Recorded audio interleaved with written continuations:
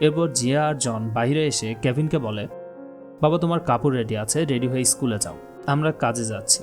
এই বলে তারা গলি পেরিয়ে রাস্তার পাশে দাঁড়ানো একটা লাক্সারি গাড়িতে উঠে পড়ে। আর তখনই আমরা জানতে পারি তারা আসলে গরিব নয়, বরং কোটিপতি। তারা শুধু তাদের ছেলে কেভিনকে টাকার মূল্য বোঝাতে এসব করছে। কেভিন প্রতিদিনের মতো স্কুলে যায়।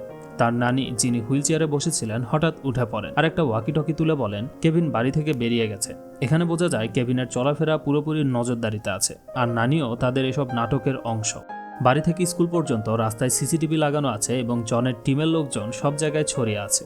স্কুলে যাওয়ার পথে কেভিন এক কাপলের সাথে ধাক্কা খায়, যারা ইংরেজিতে ঠিকানা জিজ্ঞেস করে।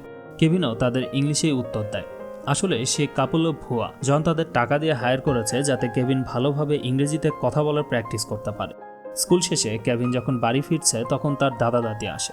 তারা দামি কাপড় পরেছিল আর দামি উপহারও এনেছে কেভিনের জন্য। তখনই জনের লোকেরা তাকে খবর দেয়